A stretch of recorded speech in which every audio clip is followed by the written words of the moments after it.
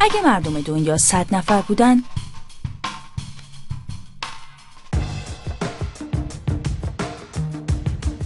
50 نفر مرد بود و 50 نفر زن. 14 تا آمریکایی، 11 تا اروپایی، 15 تا آفریقایی و 60 نفر آسیایی بودند. آمار سنی اینجوری بود: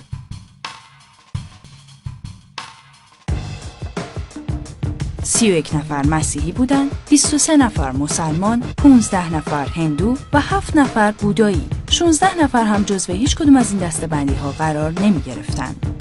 12 نفر زبان ماندارین، 6 نفر اسپانیایی، 5 نفر انگلیسی زبان، 4 نفر هندی، 3 نفر عرب زبان بودند و بقیه به 6500 زبان مختلف دیگه حرف می زدن.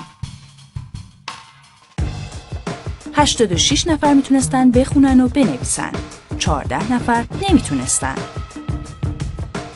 15 نفر زیر $2 در روز درآمد داشتن. 56 نفر بین 2 تا $10 در روز. 13 نفر بین 10 الی $20.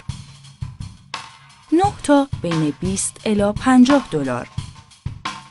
6 تا بین 50 الی $90. و 1 نفر روزی $90.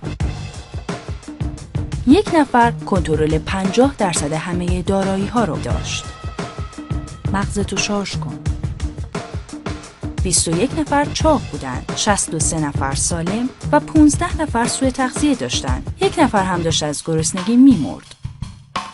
86 نفر آب سالم داشتن و 13 نفر نداشتن. 77 نفر سرپناه داشتن و 23 نفر نداشتن. 44 نفر اینترنت داشتن و 56 نفر نه. 75 نفر موبایل داشتن و 25 نفر نه. 7 نفر دانشگاه می رفتن، 93 نفر نمی رفتن. اگه جمعیت دنیا 100 نفر بود، آیا بیشتر برای برابری می جنگیدیم؟